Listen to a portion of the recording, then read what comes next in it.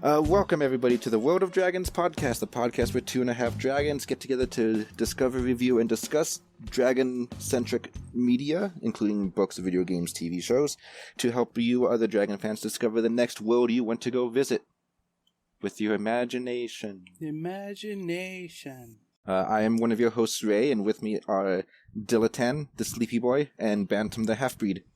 Nuclear sleepy. And nuclear awake. Yep. This is prime time for me.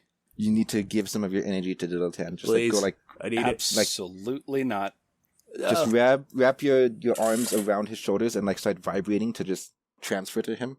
So all of my energy comes in cans? What kind of cans? NOS cans. Tell me about NOS. No. We're not actually sponsored. Anyway, we're going this episode, I keep saying week. We need to move to weekly so I can get away with saying week. No. This episode, we're doing the second book in the Vainqueur the Dragon series called The Year of Rogues by Maxime J. Durand. But before that, do we have any dragon news we need to go through? Yes. There is some dragon news, and it's going to embarrass the person greatly. Okay, so there is a new book that just came out called Feathers of Gold, Dragons and Skylines, Book 1, by Rowan Silver. Is available. Yeah, it's written by a member of our podcast Discord, like a friend of the show, so that's why we're calling it out specifically. So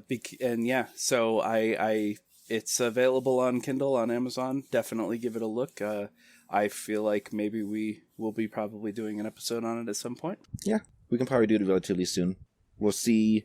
Like, next episode we're doing Dragon Prince. We'll see if that's long enough to, like, be stretched into 2 episodes or not. But then we'll see if we have time to squeeze that in before Season 4 comes out. Yeah. Do you want me to read the little blurb? If it's, like, a paragraph, yeah. But, like, if it's one of those 4-paragraph blurbs, No, it's just one.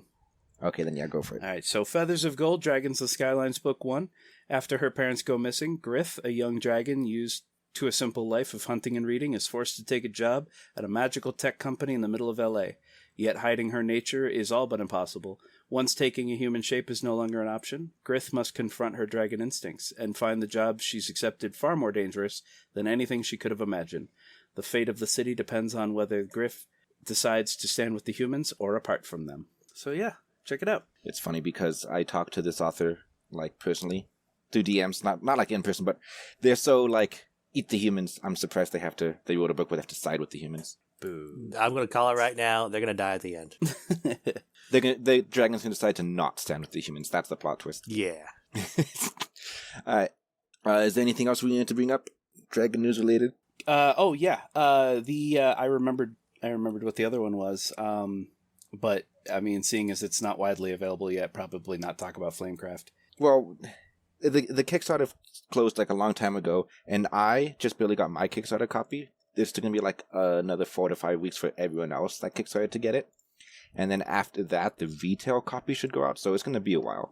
Okay. But I mean, we can just mention, hey, there's a dragon game called Flamecraft, and you play a village of adorable little dragons who bake bread and cook burgers. Yeah, a lot of people might recognize the art style from an image that always circulates the internet, and it's of a waiter with a tiny little dragon on his arm making creme brulee, using his little fire. So yeah, the concept of the game is it's a very friendly, peaceful game. Humans and little adorable kobold-sized dragons, baking bread, making potions, forging metals and stuff, and you just basically try to make the village better. It's a absolutely incredibly cute game. But the reason I wanted to mention it is if anyone is listening and has gotten their hands on the art book, contact me. I will buy it from you, or if you want to take pictures of all the things. I reached out to the game developer to ask him if there was any lore to maybe do an episode on Flamecraft. And he said, oh yeah, there's tons of lore. He goes, I love writing lore. And I was like, great, where can I find it? And he goes, oh, it's all in the art book. And I'm like, great, how do I get the art book? He goes, You can't. He's like, it was a Kickstarter exclusive and it was an add-on. So it wasn't if like you subscribed to the Kickstarter at the highest tier and went, I'm done, wiped your hands of it. Nope, they added it as an add-on and we did not know. And so we did not get an art book. And if you get your hands on the Flamecraft board game art book, please let me know. Dilettante, Hi. since you're an expert on the subject, what's the difference between a kobold and a dragon who just happens to be kobold-sized? The amount of limbs and wings and ability to breathe fire. And But size. there are winged kobolds. And if we go by D&D logic, a sorcerer kobold could breathe fire. So he's a liar. Sorcery fire is not the same as biological fire. So, big key difference right there. Now, magical fire is not real fire. I will die on that hill. Burns the same. Nope. I would imagine the difference between. So hold on, what do you think about Skyrim dragons who breathe fire through magic? They breathe fire through. They do not do it through magic, sir. They do it through their voice. That's magic. Not magic. It does That's not. totally magic. It does not consume mana. It is done through shouts. It is not magic. That's just that world's version of magic. You blacksmithed for 20, 30 hours, married an Argonian, and never played again. You have no right here. I don't know. I think I played the game the right way. He discovered blacksmithing, and that's all he did. Thing is, I also got another mod that let me open up a shop. So I put a little stall on the town center circle around the fountain, whatever town that was, Whiterun. Yeah, and I just sold my goods, took the gold, went to the other shops to buy food so I could feed myself, and yep, that was my gameplay. Meanwhile, Alduin is plotting, and I want to destroy Skyrim, but I can't. Something is holding me back. Maybe like the main character advancing the main story. See, the best heroes just never put the world in danger by advancing the plot. Yeah, that's true. Okay, anyway, this isn't the Skyrim episode. We can talk about my adventures in Skyrim some other time, maybe. Alright, so, we're not going to, take time to sit down and review, the writing style and dialogue and all that for the book. We did that with the first book.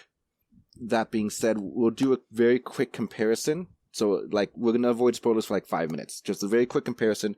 How did you like the second book compared to the first one? Did it get better? Did it go downhill? Were there some major changes you noticed? And et cetera, et cetera, et cetera. So, for me, personally, I like the first book better. Mostly because there was a lot more setup, a lot more world building and explaining things and stuff. Also, I believed I liked the first book better, and this is going to be... This is not the author's fault. Vainqueur's voice, whatever synthesizer or, messing with the voice that the narrator did, was just starting to get grating to me. I actually started to just not like any time Vainqueur talked. I also don't like that the main character got goofier, it felt like to me. It definitely felt like this book had a laugh track going the entire time. And I don't recall that feeling that way in the first book.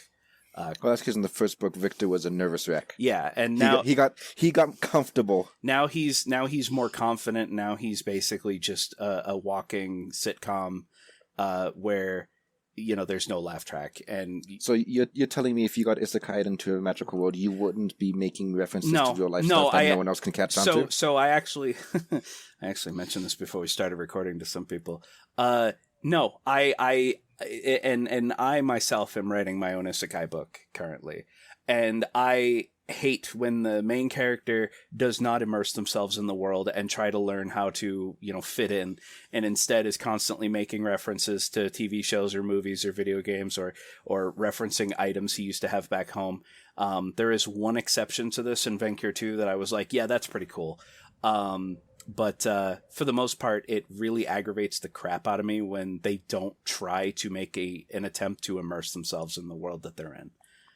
As far as a rating out of 5, I'd give the first book was a 4 out of 5. This one's like a 3. So I'm just imagining you get isekai now and you just immediately go into LARP mode. Yeah, no, seriously, that's what I would do. I'd be like, all right, I need to learn more about this place to fit in, because especially in most isekais, once you're outed as, if the other characters in this universe are aware that people can be isekai'd, you become a target. And I don't want that. Yeah. I recently got back into Guitar Hero. I bought a controller and I got the PC version Clone Hero. And I've been just reliving nostalgically through that. But it gave me the character idea of someone who gets isekai'd with the controller somehow. and they become a bard, and that's their musical instrument, just the Guitar Hero controller. But like, because it's magical now, you don't have to know how to play guitar. You just remember where all the button presses are, and you can just play the song that way. And here's where I smack you across the snout, because that is basically the entire premise to Brutal Legend, a game that I love. That you were like, that game's stupid. He literally gets isekai'd into a heavy metal world with his guitar, and the guitar can now cast magical spells. Ugh! So mad. I'm going to make this really fucking short. You can cut this out. All right.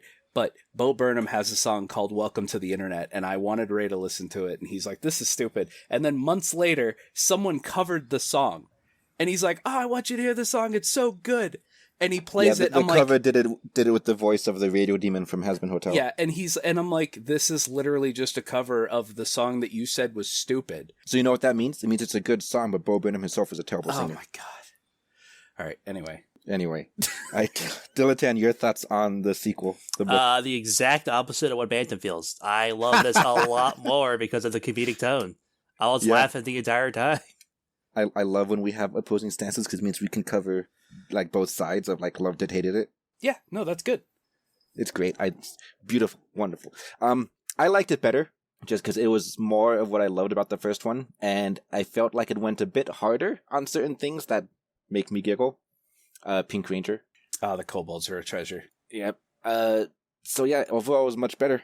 I would rate it the same as, like, I don't remember if I gave Vainqueur 1 for 4.5 out of 5. I'd give this the same just because while it was better in a lot of ways, I just have a soft spot for not originals, book ones in series because I enjoy the setup. Yeah, and that is something that's unique to isekais, is that usually the main character has no idea what any of the history of this world is, and so it is kind of naturally told to them because they don't know. And having a main character that doesn't know where they are and, you know, what they are, and having it explained to them through people who live there is one of the easiest ways to lore dump on a reader.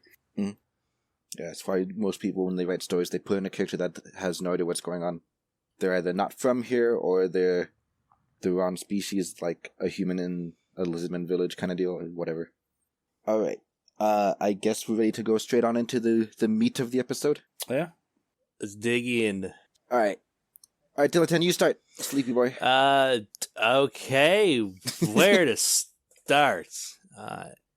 Yeah. Like you said you loved it better, so like, what did you love so much? What was your favorite part? I mean, that is a loaded question, sir. Honestly, my favorite part was probably when Pink told Vainqueur about the fanfic. Yes, that's my favorite part too. It's like, she ships Vainqueur and Victor so hard, and I do too. I ship them so hard too. And then she wrote a madness-inducing fanfic, and that was beautiful. I did like you're just getting slowly horrified as she keeps reading along. Yeah, I did like that it had like a magical effect of madness on it. Yeah, the Kobold Rangers, when they were first introduced in book 1, I kind of rolled my eyes at first. But then when 2 of them died, I was like really upset. And then they got brought back as skeletons and they were doing the Doom voice. And I was like, that's fucking hilarious. I love them. That'd be used as skeleton doing Doom voices. Yeah. So the are they still skeletons or? Yes. Yes. Okay. The two that were dead are still skeletons. Was that was what, blue and blue and yellow? I can't remember. Yeah, I don't remember. But yeah, the Kobold Rangers are by far my favorite characters. My second favorite character is Chocolatine. I still don't like their names. I still don't like half. I'm surprised you like Chocolatine. She's so extra. She kind of grated on me a little bit. Well, yeah, I don't know. Because she's so forward, and I think that like as far as like Victor falling for her later on in the book, yeah, I'd do that. The human race wasn't the only thing Victor screwed that night. Yeah, I got a huge kick out of that one. And see, I think I bring this up in almost every episode we talk about books, but like that kind of stuff I love, right? It's not explicit, it's not pornographic, but it's also like, hey, they fucked, all right? Shit happened. Things went down, right? I love when things are acknowledged, and you can like dance around it with all the flowery language you want because you don't want to get like an X rating or whatever. That's fine. The point is we acknowledge it happens and that it's a fact of life. kind of the same thing very early on when Victor got teleported to Vainqueur's chambers, like halfway through using, like just finished using the bathroom or whatever. Okay, I didn't like that. That was potty humor. Well, it's like it was potty humor, but the fact that it kind of like organically brings up the fact that, hey, dragons' digestive system is so perfect that they don't produce waste at all. It's like, hey, I like how this is acknowledged as a fact of life, that like it's just brought up. It's not ignored completely. That's true. That doesn't mean in a video game I want a poop bar to worry about, but I just like when things get noticed. I thought you were gonna survival evolved. I thought you were gonna say, like, when you go into like a JRPG and you go into like random NPCs' houses and you notice that no one has bathrooms. Well, see, okay, if going into random people's houses, they should have a bathroom. Like, never need to be used, but it should be there as part of the architecture. Yeah, they almost never do. It's usually a bedroom and one main room. I mean, depending on what game you're playing, it's usually just a room. Yeah. Just when you said Ark Survival Evolved? Yeah. Does that have a poop meter? The poop. There's a poop meter, but the thing is that's because you use the poop as a resource. Yeah, you use it for fertilizer. Yeah. So yeah, there were a lot of characters in the second book that I absolutely could not fucking stand. And I understand that there's going to be people who disagree, and that's totally fine. But the little slime that went to space toward the end of the book, hated it. I hate it. You don't like Buzz Jelly? I don't like Buzz Jelly. I don't like the voice that he gave him. Moon. And the fact that every single time they referred to the moon as moon. And I'm like, all right, enough. Okay, that part, the referring to the moon as the moon, I love that. Just like how Vainqueur just had decreed that the plural of sheep is sheeps, and so everybody else starts saying sheeps. It's like these figures of power, whether they're dragons or gods or whatever, just butcher the English language and everyone just goes with it. And I love that. It's so, I don't know why that's so funny to me, but it is. It was grating on me. What was it? The Champion of Fire series or whatever, the other book series with the wolves. It's like, oh, yeah. That was fine because the wolves were howling and we were interpreting it in English. Dragon Outcast from the Age of Fire. Yeah. Like that was fine to me because in context, like the wolves are howling, so having them say north, that's fine. But everybody referring to the moon as moon was like enough to me. Well, that's because that's what the Moon Men called it, and everyone just went with it. They only called that in like what, one chapter? No, it was every time it got brought up. Every single time the word moon came up, it was drawn out. But only when they referenced the moon as, like, the planet moon, and not just, like, in passing. Like, if they were going to say the moon's full tonight, they wouldn't hold out moon, but only when they talk about, we have to go to the moon. What? I don't know. I don't know the intrinsics of it, but yeah. Yeah, the thing that I mentioned earlier, the one bringing real life into the isekai that I did appreciate, and I admitted to Ray, I was like, all right, if I were isekai in this thing, having a AK-47 that's magically enchanted to never run out of bullets, or as Victor used several times throughout the book, a bazooka, that I would love that. I would love having a modern military weapon that just never ran out of ammo in an isekai, because that'd be like the ultimate. Of course you would. Yeah, well, I'm kind of okay with it too, because my favorite version of fantasy is like the Final Fantasy version of fantasy, where you have magic, swords, and guns all together. So like bullets aren't the end all be all, because you can deflect them with either spells or with your freaking katana or whatever. Yeah. And so yeah, I'm okay with the fantasy where that has guns in it. Yeah, and I will give a lot of credit to this author who everything had a purpose. Like for example, having sex with Chocolatine had the purpose of it inadvertently revealed that Croissant, again, I hate their names, was a betrayer. He was the mole that was within it, and because he had sex with Chocolatine, Croissant had to come rescue her, and he accidentally gave away too much information about like oh, I thought you were blackmailing me, and he's like, why you think you can blackmail me and take my sister? And it's like, blackmail you, what? And so it wasn't just a throwaway gag that he had sex with her. It actually was a plot device. Same thing with it's also part of their character growth, and it continues on into book 3. Yeah, and same thing with the guns. The guns were being brought into this world by fairies and given to adventurers and enchanted specifically to help them take down dragons. I mean, one of the deities also wanted to bring guns in because she just likes firearms. Yeah. I don't remember the deities' names, so I can't say who it was, but it was the... Yeah. Yet another instance of fairies being the bad guys. Fairies are evil, and anyone who likes fairies is wrong. Well, I'm wrong then. Yes, you are. But how do you like the moon being made out of lead, though? That's weird. Surely that was worth all the setup. That was weird. Just because Vainqueur goes through and just dies. Well, yeah, he almost dies. Like, they have to bring him back to shower him with gold. Yeah. So the entirety of the moon is made of lead, which is what Vainqueur is weak to. And well, only because what Furibon did to his gold in the first book. Yeah, and I don't know if it's the entirety or if like just the cities on the moon are made out of lead, and they went through a portal to appear at one of the cities. But yeah, there was enough lead there to put him into shock because of lead poisoning. Yeah, which I think is a good joke on its own. Let's see crap. I had something. Yeah, comrade, calm down. There's also atmosphere on the moon, and it's inhabited by squid people like Cthulhu demons. So yeah.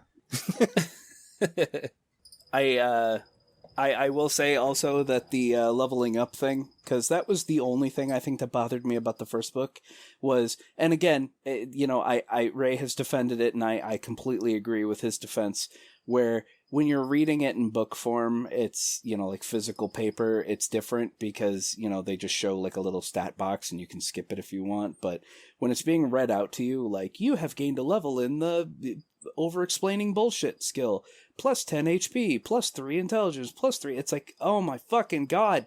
It's like, it in the first book, I swear to God, it was every other page. Because I gave up trying to keep track of all that crap. Oh, there's another book that does stat pages like that, and it's worse. Like, I think the character looked at his stat page 3 times within the course of what had to be a couple pages, because, like, he was in the process of putting stats in. So it's like he looked at his initial stats, then put his stat points in, then looked at the page again to see where he's sat, and then, like, finalized a choice or something. So it got really gross. But the thing is, I understand this is an audiobook problem, because on paper, it would just be, like, basically a table that they put in the middle of the page, and you can skip that over if you want, so who cares? But when you're recording an audiobook, you have to read everything written down. Yeah.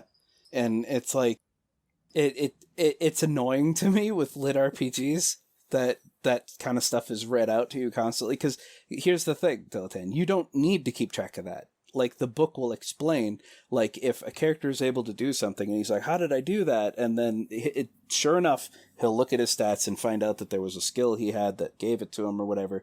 But it also feels like, in the second book, it feels like I'm just going to call it the game engine that is giving out these things, just started making shit up. Like, oh, because you looked at that rock funny, you gain a geologist perk. And it's like... What? Like, are you talking about how you don't like how Buzz Jelly got the astronaut perk or whatever? Yeah, the astronaut class? Okay, so that one actually made sense. I mean, yeah, it would be a pretty big deal for something to escape but at the same time, it doesn't make sense because there's already creatures living in space. So it's like, why didn't they get it? But he's the first, I'm going to say Earth. I don't know if the planet's called Earth or not, but the first Earthbound entity to go to the moon. But I mean, he isn't, because the dwarves described how they sent many test pilots up and they died, but surely one of them broke the stratosphere and was able to... Probably not. But I mean, I don't know. It's just... But I don't know. But having all these different, like, because yeah, eventually if you lived in this world and you spent like a week doing literally anything, you'd get a bunch of class levels in random bullshit. And you'd eventually just start ignoring it, because you would like go take go pick flowers in the woods and suddenly you're a botanist, and, then you go stare at the sky for a few hours because it looks pretty, and then suddenly you're an astrologist, and it's like, oh my God. The thing is, systems that hand out levels that easily tend to have really, really high stat and level cap. So, like, you getting, like, 2 random levels of botanist means, like, nothing. Like, the botanist won't actually give you anything till you get to, like, level 25 or something. Yeah. I think... Like, there was another lit RPG that I read where the main character had, like, 150-something points in acrobatics or whatever.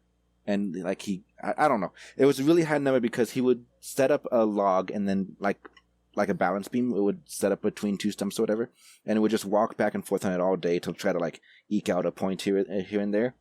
And so whatever, it's not important. Yeah. I was going to say, though, how would you feel, like, theoretically, conceptually, of, like, a D&D game that had, like, 100 classes, but you have no idea what they're, because they're all in the Dungeon Master's Guide, and just, like, as you do whatever, like, oh, you spent time gathering materials so you could craft your own sword? I'm going to just give you, like, 2 levels in minor. Here, you're now level 2 minor. So not knowing what I could turn into would actually drive me insane. Yeah, so what it would do to me is I would refuse to do anything. Absolutely do anything. We'd walk into a new room in a dungeon. I'd just stand there in the middle of the room with my arms crossed, and you get 1 level in sloth. I quit.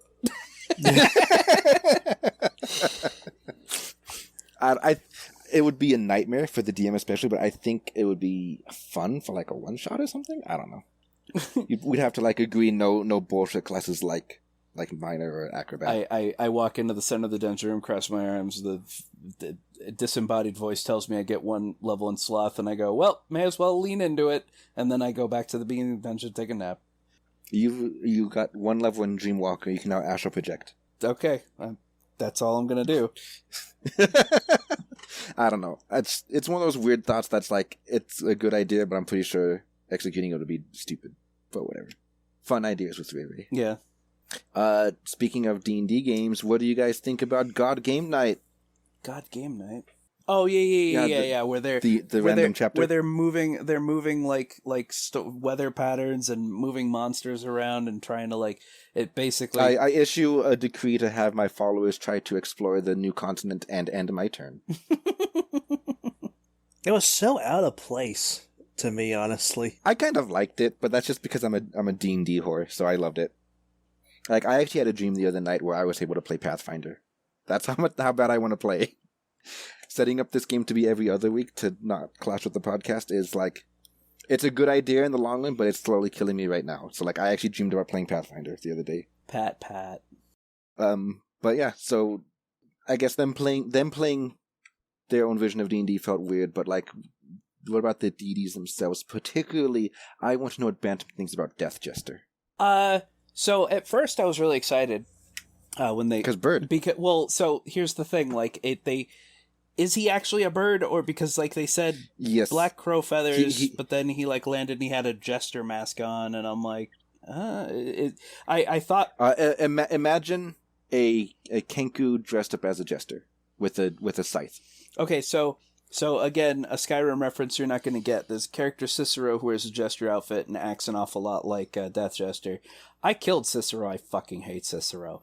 I don't like jester characters. I don't like fools. I don't like characters that hop around and act like morons because they're high on psychosis or whatever. I like the concept of Death Jester, but it seems a little weird for a Joker / chaotic character to be like, oh, please spare my minions, and it's like, why?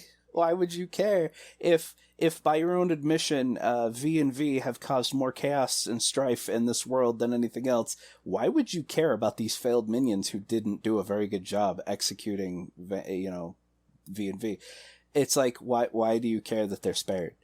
And so it was like... Because gods usually derive power from the minions, so he needs to have a flock? Yeah, but I mean, he claimed Victor, and right, but that's a different kind of claim, though. I do like the fact that like gods could just show up and be like, you're mine now, and bam, you got a tattoo you didn't ask for. They can only do that to people who got isekai, though, I believe. Oh, and that's kind of arbitrary. I also like the fact that it's kind of like how in Skyrim you can go around to all the Daedra and be like, hey, I'm working for you now, and become the master of every single guild all at the same time. Yeah. You are the most powerful and important character in the entirety of the game, and everyone's just like, oh, hey, what up, Guildmaster? But I kind of agree. Generally, I don't like jester characters either, because I'm not a fan of, like, chaos for chaos' sake. That's why when we were starting our latest Pathfinder game, I'm like, no chaos gremlins, okay? None of that. But I feel like Death Jester himself was done pretty well. That I actually enjoyed him. Yeah, he was a neat character.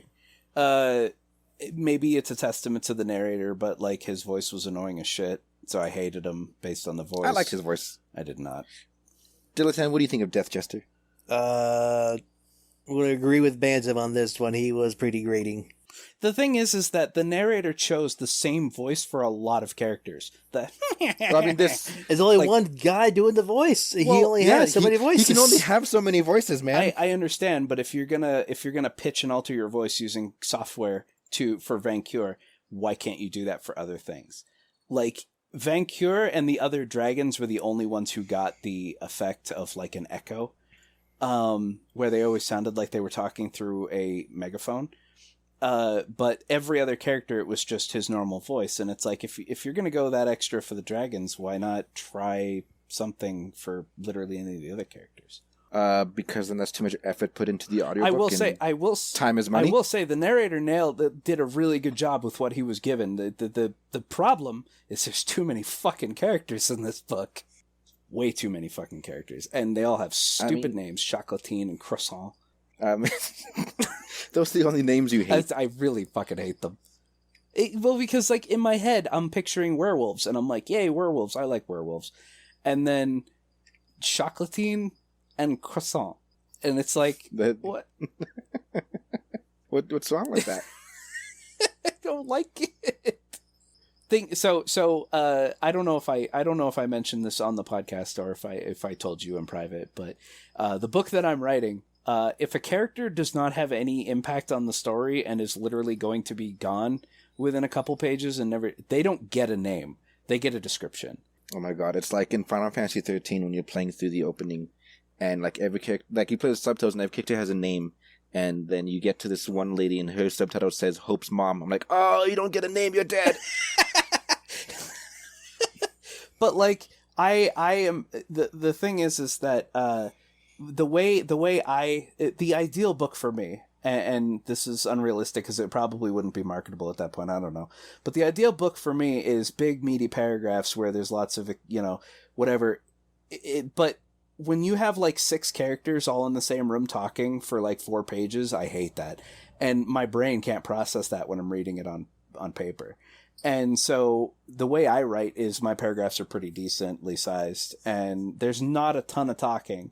And when there is talking, it is usually more than a couple words, so that I don't have like line breaks every few seconds.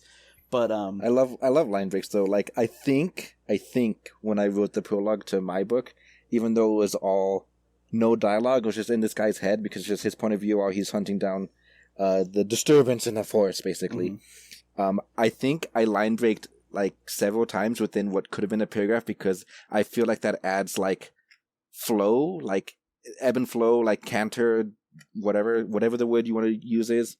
Like it helps give the narration like feeling, texture, terrain. I don't know what word to use. Well, like all right. So here's an example. The only person who has read this is Treesenix in our Discord, because I gave him my first chapter because I wanted him to just check it out. In the first chapter, the main character is still in the real world, and he is at a Renaissance fair. He works at a Renaissance fair, and the Black Knight that was going to be in the tournament is sick, so they have him fill in. And he's wanted to do this forever. He's never done it before. And so he's supposed to lose. The Black Knight is supposed to lose. But because he starts panicking, because he's got dudes in full armor with blunted weapons charging at him, he defends himself. And he does it really well. And he starts beating the living crap out of these other knights. The other knights don't have names. I did not give any of them names. They are Blue Knight, Yellow Knight, Red Knight. And the man or the whatever, they are not going to get names because they are not going to come back. I don't want people to have to try to remember, okay, his name's Carl, I need to remember that. And it's like, no, you don't. You literally don't. In that particular example, that's fine, because especially if he's panicking, he would probably just, he probably doesn't know who's playing which knight. Oh, no, he doesn't know them it's personally. Explained he knows everyone. He's worked for this Renaissance fair. But then either way, he's panicking, the names probably leave him forbidden. He just sees the color of the armor they're wearing or something. I don't know. It's like I very intentionally am making the choice not to give anybody a full name unless they are somewhat important to the plot or going to be coming back at some point. And yeah, that's a spoiler for you guys, but for a reader, they're going to be like, oh, well, he's a Red Knight. I guess I don't need to know who he is. And it's like, no, you don't. Names will be really easy for me for my book because all the humans are going to be in like I don't like a Florida type of area. So I'll just ask Dilettante about common names in his town. And then the dragons I want to try to name off of like really old Sumerian deities or demons mostly, or whatever. I'll get into the reason why later, but yeah. I'll have to find a history book and be like, all right, very old boogeyman names, basically. Babadook. Duke. Oh, shit, that was a tangent. I forgot where we left off. We left off... Oh, Death Jester. Yeah. Right, we were talking about him, and I guess we're done with him. I just want to say, fuck the Paladins. In what way? That's the spirit boy! Yeah, I did really like that. The whole chapter before that, though, where he was in this castle, and it was basically an ambush to be attacked by vampire assassins. I liked and also was kind of confused by just the flow of battle that was happening, because it really honestly felt like a turn-based strategy game at that point, because she's like, I cast Shield of Light, and then another character like, I'm going to shoot my bazooka in this direction, and then the kobolds talk. It felt like every battle was not like characters standing around like, what do I do next? So it made it easy to follow the flow of combat. It wasn't hectic or, super fast paced. But yeah, Victor is getting a lot more confident. The fact that he is directly taking action, like just straight up killing people. And I'm like, yes, good. You're learning, cause I feel like in the first book, it was mostly him just sitting off to the side while Vainqueur did everything. I mean, why Vainqueur still does everything. Well, Victor still killed a lot of people himself. Right, but then he's like, you activate my trap card, I summon Vainqueur, and he just like, everyone's immediately squished. Congrats. The fight against the big bad toward the end of the book was really good too, because I legitimately was getting angry. The fact that she had like a counterspell for everything, and the fact that she prepared for this for so long, that alone, the fact that I was getting angry listening to it, like that no matter what they did, she was like, no, 10 steps ahead of you. And I was like, you bitch. And I'm like, oh, that's good, I guess. You got invested. Yeah. And then the fact that if it weren't for Victor, destroying the book with his scythe, it was good. It was really good pacing for a final boss fight for the book, because I was very angry at everything she did. And I was like, no, you're the bad guy. You're supposed to fucking lose. Mm-hmm. So an interesting thing that this book did with combat specifically, and that I kind of want your opinions on, mostly just see because I've had the idea of doing all of my thoughts eventually go back to D&D and Pathfinder. So I apologize to anyone listening that doesn't play these games, the fact that I keep talking about it, I'm sorry. But the concept of having a party where different party members are in different power levels. And so okay, just to put it into D&D terms, you're playing a Kenku, whatever the fuck, and Dilettante's playing a dragon, and I give him stats that are 5 times as big as yours. Not fair, right? He's not on your level.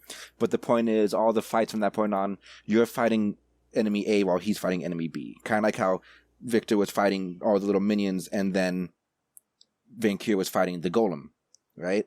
Just how do you feel about unbalanced combat that's split evenly that way? I liked it. So unbalanced combat that's split evenly, kind of like how we've been doing for the past 2 days. In Gundam. But no, I did like it. You have one character that's fighting an insurmountable foe and kind of keeping it locked down while the other guys take care of the weaker ones. Is that what you mean? Yeah, I like that. And for whatever reason, the big boy can't go take care of the little dudes because I don't know, they're in a building he can't get to or something. Yeah, no, I like that. Yeah, I'm not even gonna bring it up. Never mind. I was gonna bring up Gundam. All my thoughts center on D&D. All of yours center on Gundam. Okay, it'll kill me. It'll kill me if I don't do it. All right, so we've been Dilettante, Ray, and I have been playing SD Gundam Battle Alliance, and we're in the Chaos missions on hard difficulty. There's a couple where you're fighting multiple bosses at the same time, or multiple whatever. And there's one particular mission that with two particular missions we were struggling on, and I won't go into both of them, I'll just go into the one. It was against two melee-focused Gundams who both were lightning fast and would just absolutely shred you if they got you in an attack. And the first few times that we tried fighting it, we were getting bodied like left and right. And so we went in this time with a tactic. And this time, Ray, as a melee-focused character, was going to tie up one of them, because there is, like, aggro. He was going to tie up one of them while Dilettante and I took down the other one. And we did it. And once we killed one of them, all three of us just pile drive the other one into the fucking ground.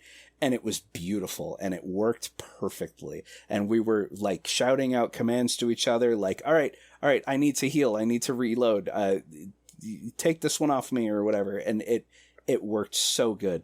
And I was so happy. And then we used that same tactic in the other mission and managed to do it. And it was 1v1 3 ways. It was so great. Got it out of my system. You feel better? Yeah, it's pretty good. Yeah. Dilettante, share some stories. Very quiet. I woke up today. What an adventure that was. Some stories about the book, you fool. I have one other thing that I want to say because it's making fun of Ray. So, like in Lazy Scales, when there's the one phrase where he says, I'm a baby. And I said, like, oh my God, I think of you when I hear that now. And so in this book, there's a character named Jolie, who is Vainqueur's niece. It's a young dragon. And she wants to make a human paladin her minion. And the human paladin doesn't want to do it because they don't want to be a minion. And so they come up with this compromise. The human paladin will be the dragon's minion if the dragon will be the paladin's squire. And so it's explained that that's basically a partnership and that they're both each other's minions or whatever. And Vainqueur is incensed by this. How dare you? You know, but Jolie... I completely agree with Vainqueur on this, by the way. But Jolie's like, I can do whatever the fuck I want. You know, I'm being more progressive, you know. And so the part that made me laugh... Uncle, the world doesn't work that way anymore. Yeah. It was really good. But the part that made me laugh out loud was when the dragon was desperately trying to convince the human to agree to this. And she goes, and you can ride around on my back and you can swing your sword and I can go rawr. And I was like, holy shit, it's Ray. And I will roar at them. And And yeah, Vainqueur. I actually love Jolie. Ray brought up a good point. Going back to the first book, the fact that Vainqueur was so incensed and offended at the concept that a dragon would allow a human to ride it, and it's like, yeah, but in the first book, Vainqueur got really jealous and angry that Victor was riding a wyvern. Like, why would you debase yourself by riding something so bad? Minion, you're cheating on me. Yeah, you're cheating on me. I thought we had something special. And it's like, but does that mean that you would have let him ride on your back? Yeah, it's... He wants his cake and he wants to eat it too. Don't all dragons. Something. I don't know. I like cake. I'm having some cake later. I have a cheesecake in my fridge. I'm going to eat that later. I actually hate cake. What? Okay, what is wrong with you? Let me rephrase. Okay, I don't hate it, but there are very few times where I prefer cake. It's just a lot of sugar. What? Wrong opinion. How can you not like cake? Because I see a lot of sugar where I work. It's desensitized. You work with cake. Oh god, there's so much. Like I'll look at my trailer and I'm like, my god. I just see so much on a daily basis. Yeah, that's true. I don't know, because I work in produce and I cut fruit and veggie all day, but I don't ever get sick of it. Like, I'll sit there and snack on that shit all night. Who gets sick of fruit? That's like, no. Yeah. Fruit all day, every day. Anyway, Dilettante, like, I know you say you agree with Vainqueur, like, no one should ride on your back, but, like, I still say the dragon with the rider will beat the dragon without one every day. Riders are tools and extensions. And then or distractions. And I was going to say vulnerabilities. I counter argued that if you have a dragon that loves its rider and has a rider versus a dragon that doesn't, the moment that dragon is able to unseat or otherwise injure the rider, the other dragon is going to be far too distracted with. And there we have the plot of Temeraire. His Majesty's Dragon. That's the entire plot. Yeah, it's like a dragon that has a rider can be easily distracted by caring for his rider. So I feel like the dragon... Well, that's why you can't fall in love with your rider. You just use them as tools. The point is you can have one on your back, and it's not going to be like, oh, you're a lesser dragon because you have someone on your back. No, they're a lesser dragon because they're allowing someone to ride on their back. I will die on that hill. I'm gonna pin you down, and we're gonna put Bantam on your back. I don't... Bantam's okay. He's not a human. Yeah! And Bantam can fly, so whenever he gets unseated, okay. I'm not going to fly right back up there. I'm not going... Yeah. It's literally just like a little fucking annoying bug that just flies around, just lands right back on your back like, I'm fine. And then I web myself down to you. Your logic fails, Ray. Try again. I mean, no, my logic is fine. You're just stubborn. You're a stubborn old-timer. Back in my day, these dragons knew not to take riders. But then what do you do against artillery? Dodge it by barrel rolling, which you can't do with a rider on your back. You can if they're strapped down. That's gonna be a lot. Did any show strapped down? They're useless. I mean, I'm picturing a rider who is strapped down to the dragon, and the rider gets hit with like a fireball and dies. And so now it's just like a limp corpse flopping around as the dragon does like barrel rolls and stuff. I really got to get you guys to read His Majesty's Dragon. Because not only do they have a captain riding on their back, they have like an entire team strapped to like a harness that they're wearing, and so they just pull up next to another dragon and then just fuselage just. It's about flying battleships. Basically, that's pretty much what it is. And then they're like, we're going in for a boarding. So the dragon flies closer, and then they unlatch themselves from their dragon saddle. They jump onto the other dragon and latch onto his saddle and start sword fighting the other team. And if they win, then they can take the captain prisoner. And then the dragon's like, no, don't hit my captain. I'll do what you want. I love the idea of a dragon pulling up, flying up to another dragon, and the other dragon's like, no, and just banks away. And it's like, oh, sir, he's that's why you got to do it really fast. It's like, sir, they're not following proper battle procedures. Like, okay, I'll fire, and then you fire. But yeah, we'll get to that eventually. If you want to force them to do it faster, join the Discord, and next time I put a vote up, you can vote for it. Yeah. Be merciful. No mercy. Dilaten. Hi. What did you think about averagism? The communist wars? The averagist revolution? Oh, yeah. I don't remember that, to be perfectly honest. The dwarves... It was like the first chapter. The dwarves were basically communists. They seized the means of production and give it back to the people. They were constantly referring to seizing the means of production and those goddamn hippie elves and this, that, and the other thing. In the averagist regime, everyone is the same height. Yeah. Okay. The dwarves all wear stilts so they can be at the same height as each other. To be fair, a lot of stuff happens in this book.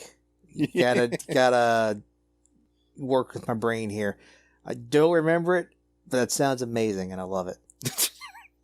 And they are declaring war on the sun because the sun burns them or something. I don't remember exactly why they're declaring war on the sun. I was wondering why the fuck they wanted to attack the sun, and they were like all for the space program to get closer. They get closer to their target. Yeah, when Victor explains at least what his knowledge of the moon and sun are, and he explains that the moon has no gravity, no air, and you can't live there. And they said, oh, that's going to really put a dampener on our ability to conquer it. And he goes, but at least we can still fight the sun. And he's like, yeah, no, you can't do that either. And they're like, what? I think they want to fight the sun because they're basically Drugar, underground dark dwarves. So when they came to the surface, the sun burned their eyes because sunlight sensitivity or whatever. And that's why I declared war on the sun. I think that's what it was. and because the one thing that I guess is common with all dwarves is grudges. I mean, it's how all the war. That's going in the book. Yeah, it's how all dwarves. The Book of Grudges. It's all how all dwarves in Warhammer operate. I mean, that's their core mechanic is the Book of Grudges, and these dwarves in this book coming out, seeing the sun, going and they're like, we'll fight the sun.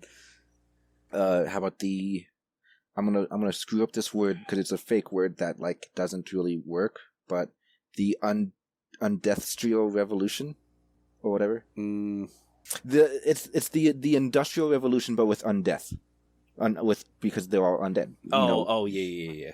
Corpse Maker Jules is like, let's raise all these workers as zombies and they can work forever. It is funny because at one point they do mention that like there is like lifism or undead racism, because like at one point Vainqueur is listening to people's quarrels and he's like, oh, he hates me just because I'm undead. And it's like the concept of just like skeletons and zombies walking around with normal people going about their day is kind of neat, I think. I think in a fantasy world like World of Warcraft, where undead actually are a people, I think I'd be undead racist, honestly. Well, first of all, they wouldn't smell nice. Second of all... Most likely. Second of all, it's like you can't really... I don't...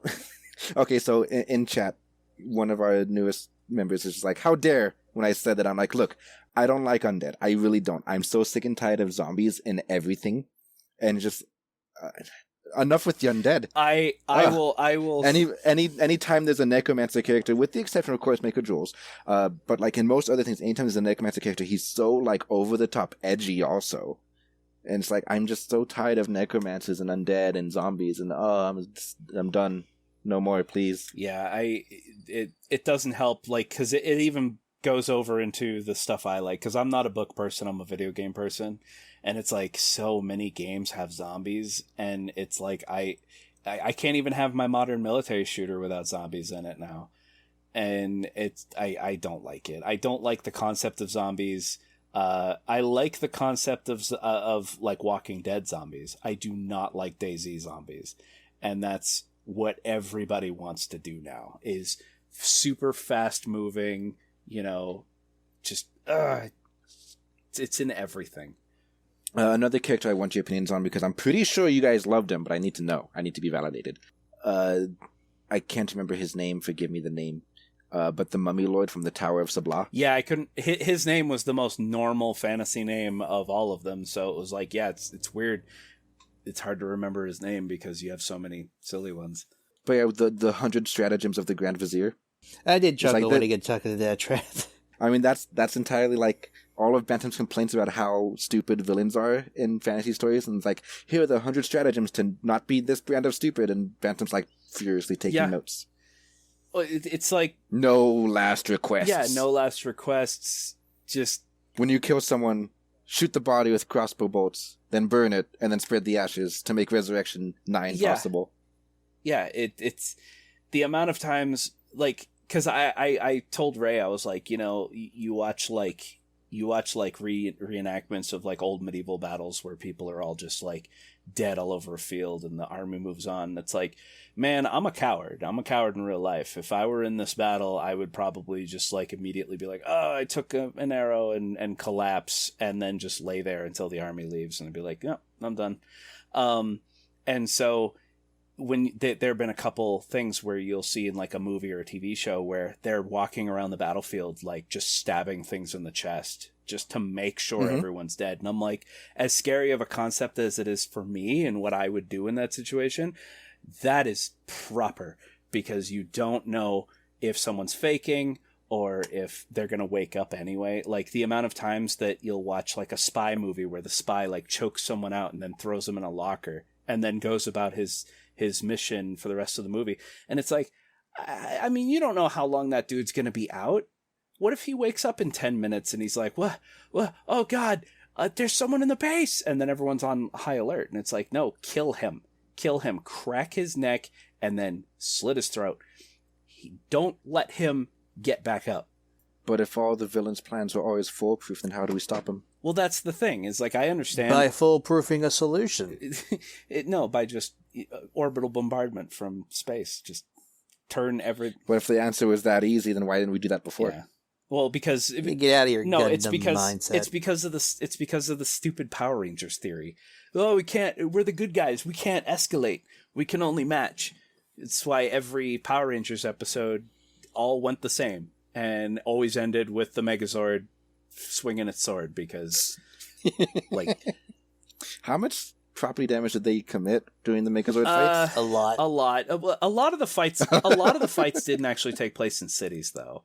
A lot of... Yes, they did. No, there were... Yeah, there was always buildings that would throwing out showers of sparks as people just nudged into them. I mean, I do recall a lot of battles taking place in mountains and hills where they were picking up trees and throwing them. There were a fair amount, but a lot of it took place in cities too. Well, I mean, the alternative is that this monster destroys everything, so it's like, And even though it's not podcast material, there was an old PS2 game called Rad, Robot Alchemic Drive, and it was literally Megazord fights against giant kaijus, and the objective was to keep property damage to a minimum. But when a monster can uppercut you and throw you 10 city blocks, destroying everything in your path, it was kind of hard. I'm really sad the Godzilla game for I think was the PS3 didn't do well, because I was actually interested in playing that at some point. Yeah. But yeah, I think in most media, good guys have way too many rules and morals, whereas bad guys can do whatever they want. But see, the moral is the only thing that separates us from the bad guys. I mean, then I'm a bad guy, because I've always said I'd be a villain. If I need to accomplish a goal and there's someone in my way, I am going to use every dirty, underhanded tactic to get what I want. I'm not going to be like, but that's wrong. Batman's gonna be so disappointed in you. Well, who is? Batman. Fuck Batman. Oh, Batman's the worst. The amount of lives that he has ruined by just not killing the Joker. Oh my god. The entirety of the Red Hood movie sums that up pretty nice. But yeah, it's like a good guy should resort to murder once in a while. Batman's a self-righteous asshole. Whatever. Okay, we're not going to get into superhero debate. We're going to whatever. Okay. And yeah. Okay, so continuing off the Towers of Blah, my next note is I wanted to ask you guys about the Jin, quote, Jin, Mott, his little mini arc, particularly the Law Fu fight with the lawyers later. That was pretty silly. I love that. I love the idea of angels and devils being corporations and they're fighting over the souls of mortals as like their commodity or whatever. Just that take on it is just hilarious, and hell is just a giant bureaucracy. The funny thing is that heaven is also, at least where the angels are, is also kind of a bureaucracy. Mm-hmm, kind of a little bit. We get a lot of paperwork. Get a bit more of a look at heaven in the third book, I think. Well, because I know that there's at one point in the book where his Victor's alignment shifts a little bit more toward evil, and the angel that has his case is his caseworker is like, well, your insurance premium is going to go up. And I do like the fact that skill points, SP, whatever, is like the currency that they. It in a way it's like blocked off. So like let's say you have 100 SP, but your insurance policy is 15 SP. So now you'll always have 85 SP because that 15 is reserved for your insurance policy. I love that. There's also like as a video game mechanic, if you were to like cast a buff on yourself, it should take some of your max mana to maintain the buff. Yeah. Unless the buff is the only exception to that is if the buff is timed or it's permanent until you dispel it. If it's permanent until you dispel it, it should absolutely block off some of your SP. But if it's just a temporary buff, like for the next 10 minutes, I'll take the less damage. I don't think it should take anything off your, because at that point it's always floating over your head and it's not something you're maintaining. Or how about the trap with Vainqueur covered in gems? It's like, I could get it, but that would ruin the gems. It's like, this is the perfect trap. Oh, God. I love Vainqueur. I love him and his little quirks. He's amazing. He's like oddly adorable. It is not oddly adorable. He is adorable. Well, it's funny because he's adorable, and then like in the fight in the end against the bad guy that's the other thing. Bad guys constantly, oh mercy, you've beaten me, and even though I've ruined your lives for the past several chapters, please spare me. I'm sorry.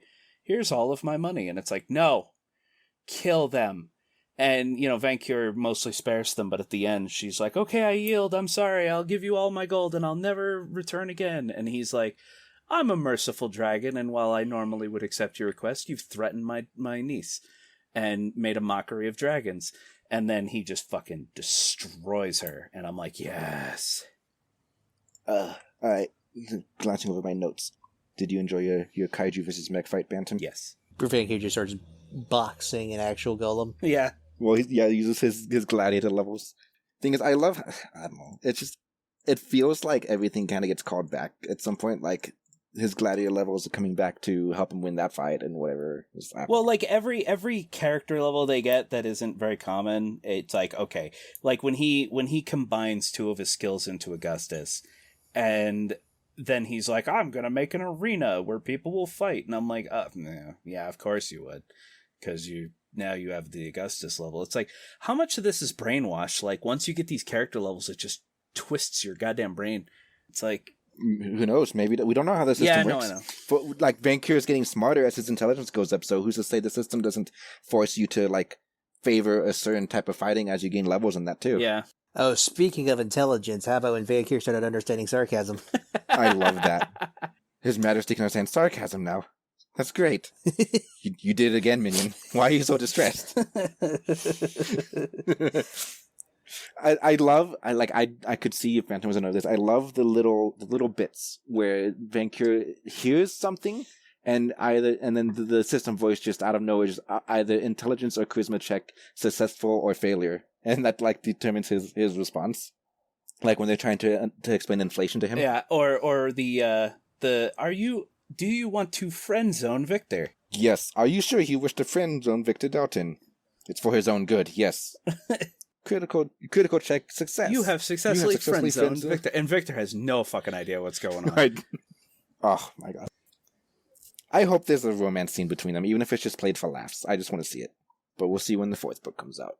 Well, what you don't know, comrade, is in the first book, Victor tries explaining to Vainqueur the concept of investing gold. And he's like, so you give some of your gold and then get more back later. And Vainqueur literally cannot get past the first sentence. Give cannot gold, get past the concept of... give... No, it's spend. Spend. Oh yeah, spend gold to make more. And he's like, spend. Like, he doesn't hear gold is to be hoarded. Yeah, he doesn't hear the other part of that sentence, no matter how many times it's said to him. All he hears is spend gold, and he's immediately enraged. Yeah, and then in this book we have a point where there's too much gold in the kingdom, and so it's losing value, and so their economy is collapsing, and so they create the Vainqueur dollar. And they have paper money. He gives a big speech, which gets him Comandante levels. No, El Presidente levels. El Presidente levels. where he, I love the class where system. he has okay, where he has a higher it. chance to talk to speech checks versus crowds, or when he's drunk. And so he convinces everybody to turn in their gold for Vainqueur dollars, because then their gold will be safe in his hoard. And they're... Look at me. I'm the richest dragon in the world, and I don't carry my gold with me. It's safe in my hoard. Don't you want your gold to be safe? And they're like, yes! And then like it's described that everyone's like fighting to turn over their gold for Vainqueur dollars. Because he got a critical Well, I mean, success. it even in universe, it makes sense, because now you, the person, are not carrying around valuable gold. Like, no one... What are they going to do with Vainqueur dollars? They're not going to know what that is, theoretically. But one thing they didn't address, which I would love to see, is someone wanting to change their Vainqueur dollars back into gold. Vainqueur's like, no. I feel like he's developed to the point where he'd probably allow that. Yeah. I don't know, whatever. But yeah, my last favorite part that I've written down is Furyborn's quest for the Panacea to get rid of his what's the thing called? You're talking about the phylactery. No, the Panacea to get rid of his disease. Oh. Stockholm Syndrome? You mean... Yeah, that and his Stockholm Syndrome. So you're saying the word wrong. It's not Panacea, it's Panacea. Okay, whatever. Panacea. No. Panacea. I did like when he was freed from the scythe and he had Victor at his mercy, and Victor's just like, yeah, all right. And he's like, could you put some effort into this? And he goes, well, it's just I've died twice already. Like, and Furybond just gets like really annoyed and like leaves. But I mean, like when he goes to the casino and he has to beat the casino lord in 3 card games, their version of, I believe it was Pokemon, Magic the Gathering, and Yu-Gi-Oh! And I felt it in my soul, and I loved it so much. And the thing is, even though they were making bullshit up when they were explaining the play-by-play at the end of the Yu-Gi-Oh! Game, I'm like, I know exactly what's happening. I know exactly what's happening. Because that's my jam. It was just good, and I'm pretty sure it went over your guys' head because neither of you play card games. But I mean, I caught on to Magic the Gathering, and what did he call Yu-Gi-Oh? The Egyptian, like Battle of Egypt. Yeah, Egypt. It was Egyptian something. Yeah, but I knew as soon as he said that, and Heart of the Cards, it's like, okay, it's Yu-Gi-Oh. Yeah, because the Casino Lord has a unique perk, like my unique perk Heart of the Cards lets me draw any card from the deck that I want at any time. It's like my only great. experience with card games is I played Pokemon back when it first came out, and it was fun because it's easy. I play any card game I get my hands on. When I was a little kid, my uncle tried to teach me Magic the Gathering, and so he had 2 pre-made decks, a black and a green deck. And he gave me the black deck. He taught me how to play, and then destroyed me in 3 turns. And then he goes, okay, that wasn't fair. And he swapped the decks, and he's like, okay, now you play the green deck. And I was like, okay. And then he destroyed me in 3 turns. And I was like, yeah. And at one point, we went to a game store to play Magic the Gathering. And this 14-year-old boy sits down across from me. I'm like 19 at the time. And I had played a couple rounds with my uncle. And the kid just fucking decimates me 3 games in a row. And he just looks up with this like really like pained expression. He goes, wow, you're really bad at this. And I'm like, I'm never playing fucking Magic the Gathering again. The problem is I can't go and play real games at like card shops like that because I don't min-max my deck to be PvP like tier or whatever. I'm too much of a slave to the concept of theming my deck. Like, I'm going to build a snake deck even though there are no good snake cards in the entire library. But it's like, whatever, I'm building a snake deck. Sure. I only ever won one round of Magic the Gathering, and it was because I bought a booster pack, and one of the cards I got was called Coalition Victory. And I liked the art because it had a Minotaur and a bunch of other monsters and then a bunch of humans. And there were Minotaur, you say? Yeah, you can build Minotaur decks in Magic. So the card's thing is as long as you have one of every color creature and one of every color mana on the board, you win. It's over. You won. It's so... And the other person, I guess, just didn't know that card existed or something because I had it all set up. And then I played Coalition Victory. Well, the thing is, the fact that you have a booster pack, it sounded like you were playing in a draft? No, I just bought one. Like, I just... Oh, well, either way, you really can't plan for every random victory condition, so it's not really his fault he didn't see it coming. That's why most games usually bet 2 out of 3. So it's like, okay, that's the victory condition of his deck. I know what to do for the next 2 games now. The only tabletop game that I was ever good at, that I ever did a really good job with, was Mage Knight, which was, it's not a card game. I said tabletop. It's a click game. Yeah, but that was the only time I was ever really good. And we had a blind draft at a convention, and I got a card called the Necromancer. And the Necromancer was, you can raise any undead creature at full health once per turn. Yeah, I had a couple Gravediggers, yeah. Well, the way the Gravediggers worked is that when you have to roll a dice, and that many clicks is how low they go. How damaged they start. Yeah. The Necromancer ignored that. The Necromancer, everything was at full health, and I just sat the Necromancer in the corner and just kept sending wraiths and ghosts and shit after the other. And I had a little bit of Mage Knight figures, and like 4 booster packs with, like very few, but I managed to build Atlantean Golem deck. Like, I had a couple of machines, and then the Atlanteans were able to repair machines, so they just sat behind my golems and just kept repairing them.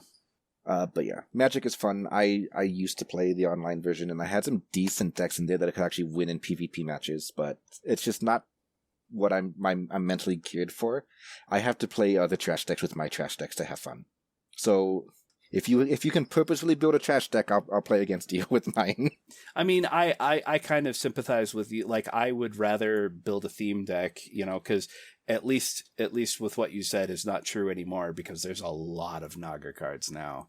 Well, Naga's not snakes. I'm talking about building a specific snake deck. Because I'm posting my favorite card that I own in the chat, and no, you can build a pretty decent Naga deck. It's just it plays almost like a ramp deck, and so you need to have a couple of big boys at the top end. And I used Hydras for that because that just made the most sense.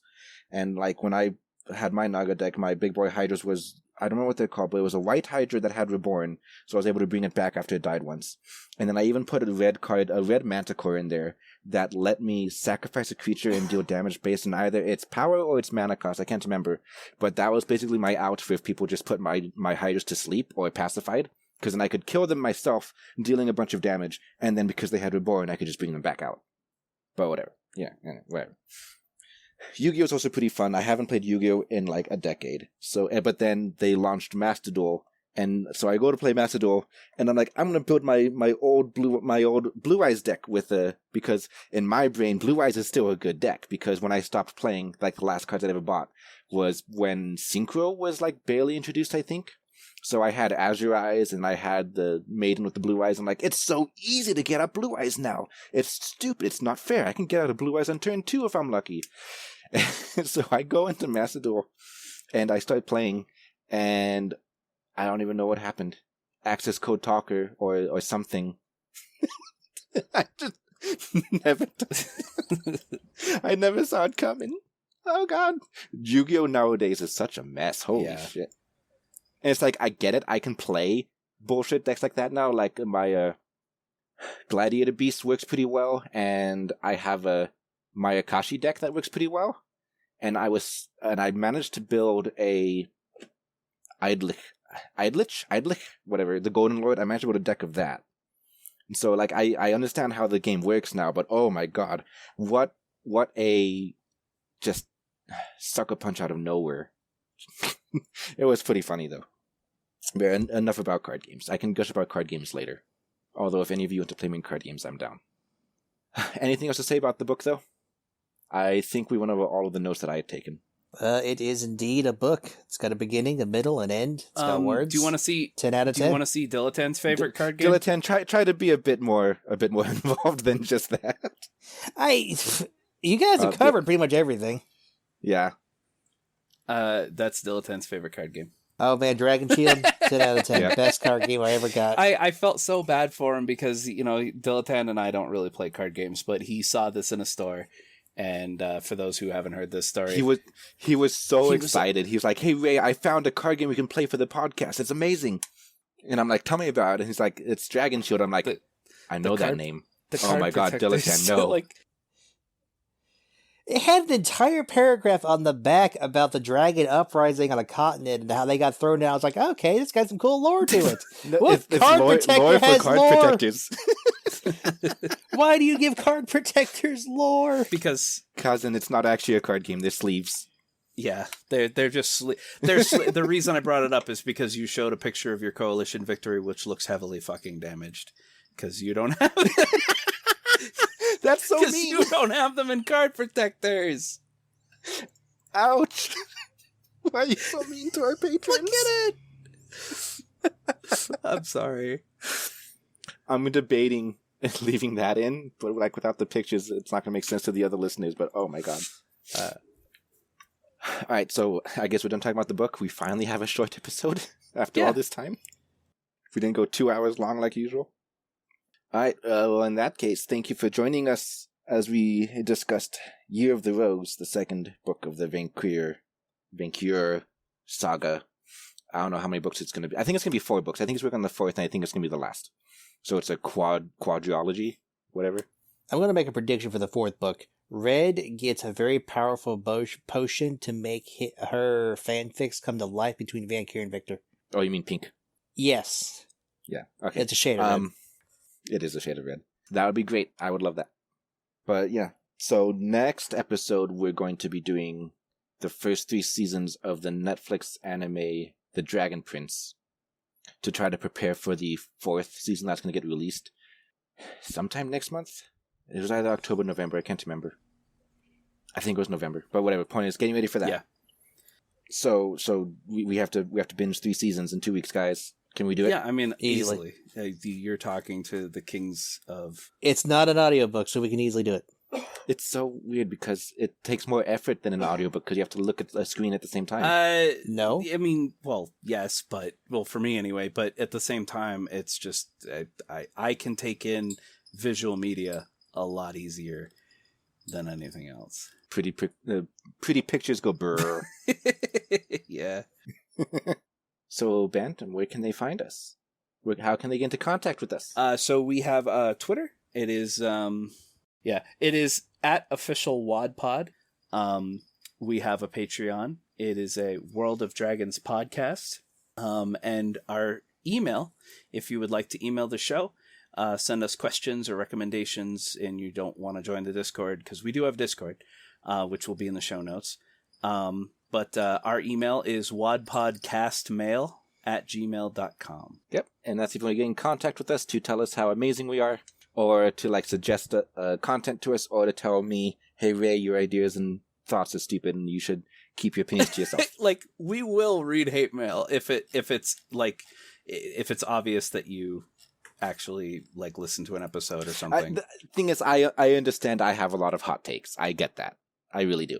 So it's I get it. If you wanna debate some topics with me in a civilized manner, I'm down for that. Yeah, we're not going to, because we all understand. I understand that a lot of my opinions are, how dare you?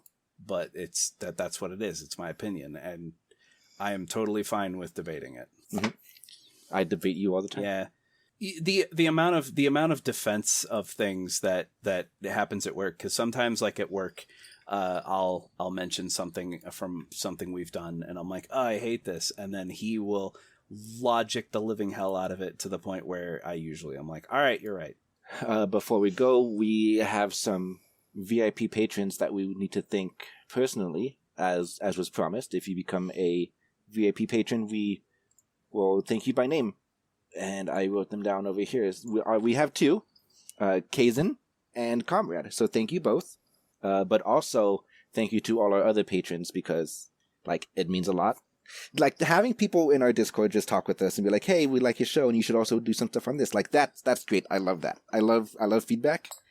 But the fact that people are willing to be patrons just means a whole lot more. And it helps pay for the cost of the show. There's small costs, the hosting fees to have the podcast be online and not automatically deleted after a few months.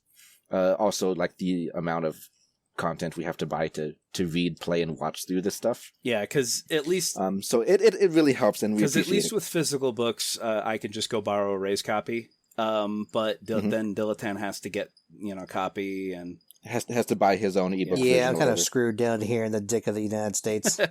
I mean, we've invited you up here so often. Yeah, but I'm kind of set down here. You know how much sugar I'm surrounded by? It's 10 out of 10. You just said you don't like sugar. No, he doesn't like cake. Sugar is white gold. That's and if I can say something personal for Comrade and Kazan, Comrade, it's we invited Comrade to be in our Pathfinder game, and honestly, perfect fit. Absolutely wonderful player. And Kazan being the cutest, softest dragon ever. I'll be honest, I was a little nervous about Comrade at first, because based on his interactions in the Discord, he felt like a Chaos Gremlin. And I was like, oh my god, I don't know if I want a Chaos Gremlin in my game, but we'll give him a shot. But he good. He behaves. The thing is that Ray worries about Chaos Gremlins, because I kind of am at points. I have derailed entire campaigns because what, this demon is hot? I betrayed the party. So that's how 2 spinoffs ended. Okay, so I will tell this story, because this can all just be cut out, unless you want to stop the recording now, and I'll just tell the story. Tell the story, and then I'll decide afterwards if I want to keep it. No, stop the recording so people that want to hear this story next time can subscribe to us for $5 a month, become a part of our audience. Boom, Dillashill slipped in. Dillashill slipped in. The one Dillashill on episode. All right, well, this one will be the freebie then. So this is the taste. Yeah, so Ray was DMing. Dilettante was playing a kobold cleric. I was playing a Kenku, monk? No, I wasn't a monk. I was the artificer, because I had a synth, automaton that was with me, and then we had another friend named Nova who was playing. He was the monk. He was the drunken fist monk, and so we were playing a actual published adventure, and it was a haunted mansion, and we had to rescue this trapped soul or whatever. And at the end of the event, the thing is the entire adventure, Dilettante was constantly the one finding the monsters and getting into trouble. And so My character, having a crossbow and never being in direct combat, was always just getting really frustrated with having to go rescue people. And so he would send his automaton to help one person while he helped the other. And it was like, in character, my character was getting frustrated because, you know, he thought himself better than everybody anyway. So he had a drunken moron, you know, the monk. And then we had this constantly getting in trouble kobold. Toward the end of the adventure, we got into the basement and there was a sarcophagus, and that was the big bad. And that was the reason why the castle, the mansion, was haunted.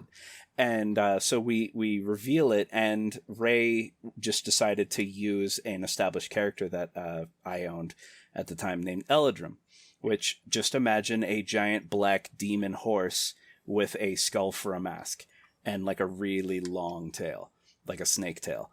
And as soon as he said, okay, it's just going to be Eladrim, and I was just like, and so Eladrim wakes up and he addresses us, and he basically does the standard big bad thing, like, you know, if you join me, and we can rule the galaxy together. Everything together, whatever. And they're like, and everyone's like, no, and I'm like, yes. And so Eladrim looks over at me, and he's like, all right, if you want to serve me, then I'm going to ask you to help me kill your party members. And I'm like, gladly. And so Dilettant's kobold got eaten, and the monk actually like managed to put up a pretty decent fight, but I kept shooting him in the back with crossbow bolts while Eladrim beat the crap out of him.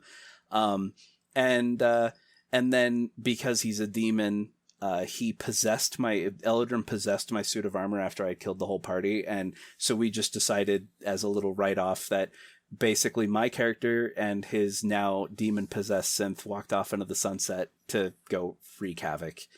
And it's like, it's become... Yeah, it was a one-shot, so it's like, whatever. The last fight can end in tears and flames. Yeah. It's fine. If it was like a long-standing campaign, I would have like tweaked the fight a bit to make it so even though you betray the party, you still lose. Because that's your decision to go against the party, so like, you're out of the party. Goodbye. Yeah, then I hosted a pirate campaign. He made a giant snake and then fed the captain to it. Yeah, that was that game stricken from memory. It's just all right. Anyway, enough D&D stories. Goodbye. Right. Just comrade. Not gonna lie, I'd betray the party for him. Yep.